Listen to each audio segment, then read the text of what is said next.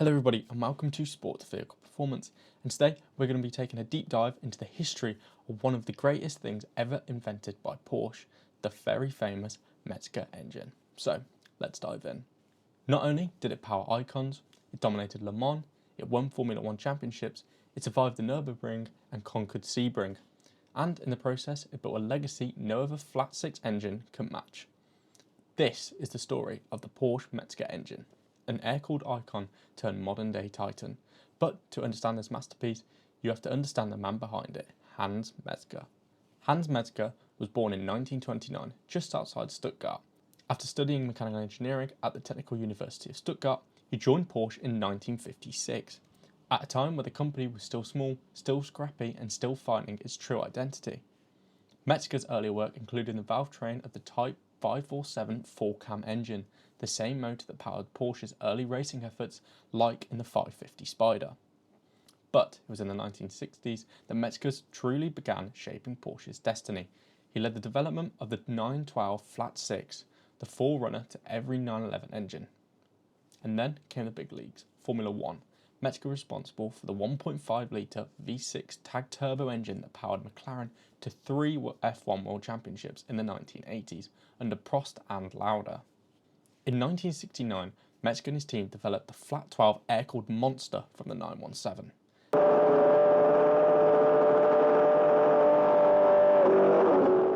And that engine set the tone, lightweight, robust, dry-sumped and brutally powerful. As Porsche moved into turbocharging in the 1970s, Mezger created an architecture that could handle astronomical boost pressures without falling apart, thanks to its motorsport DNA. This became the foundation for what enthusiasts today call the Mezger engine, an all-aluminium flat six with motorsport roots used in road cars from 1997 all the way to 2012. But it's more than just a name. The Mezger engine is defined by specific traits.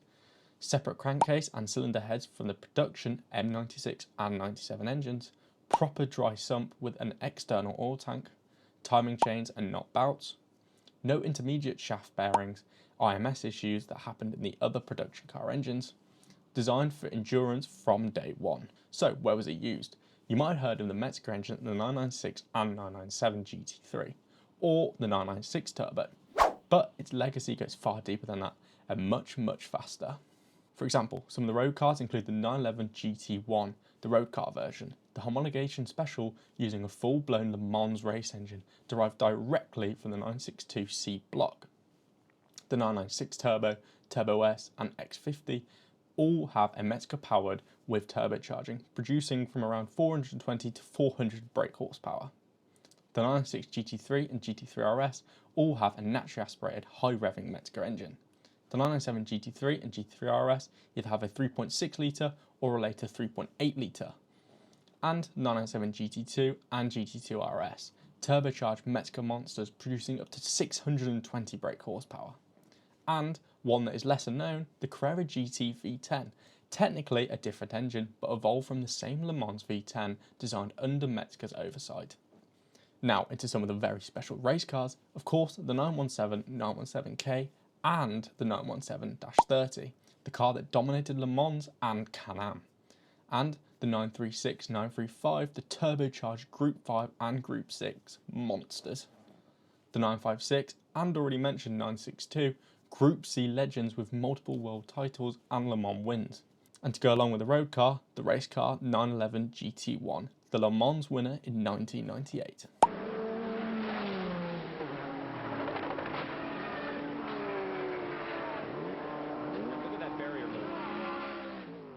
And of course, who can forget the Formula 1 McLaren MP4-2, the F1 World Championship car, tag built by Porsche under Mezger.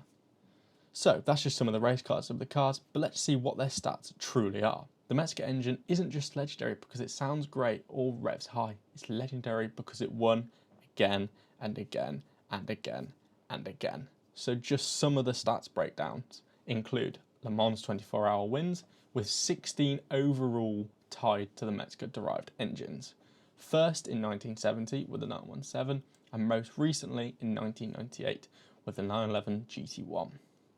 World Sports Car Championships, the The 956 and 962 won 5 constructors' titles between them in 1982 and 1986. Of course, the Formula 1 Tag Turbo V6, 3 drivers' titles, with Lauda in 84, Prost in 85 and 86. 2 constructors' championships for McLaren as well. IMSA, Can-Am, Group 5 and, of course, Group C dominance with the engine. The 935 won over 150 races and even outright won Le Mans in 1979. The 962 won over 180 international races. The road legal GT cars, the 996 GT3 Cup car, won national and international GT championships around the world, from the Nürburgring 24 Hours to Carrera Cups on nearly every single continent. So just ask anyone who's driven a Mezger-powered 911 and they'll tell you it feels like a racing engine in a road car. It's incredibly responsive, rock solid under pressure, linear, screaming power bands on the naturally aspirated cars, and relentless torque on the turbocharged ones. It just doesn't quit. And the praise has to be given to the engineering. Built with longevity in mind, with 24-hour race proven, dry sump meaning oil starvation is nearly impossible, cooling and oil systems far superior to the regular M96 and 97 engines, rev limit over 8,000 RPM in the GT3s, and easily tunable. Many 996 turbos are known to run 600 to 700 brake horsepower on just stock internals. But unfortunately, eras must come to an end. By 2012, the Mezger engine was being phased out, replaced by a new generation of direct injection flat sixes. And while the newer GT3s are faster, more efficient and arguably more refined, they don't quite have the raw mechanical sound of the Mezger engine.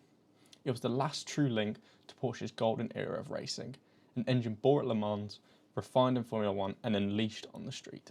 And in conclusion, unfortunately, Hans Mezger passed away in 2020, but his legacy does live on, in every Porsche 911 that howls past the red line, in every race car that crosses the line first, and in every owner who swears they'll never sell their Mezger-powered Porsche. It's more than just an engine, it's a piece of Porsche's soul. And the man behind it, well, he built more than horsepower. He really did build history.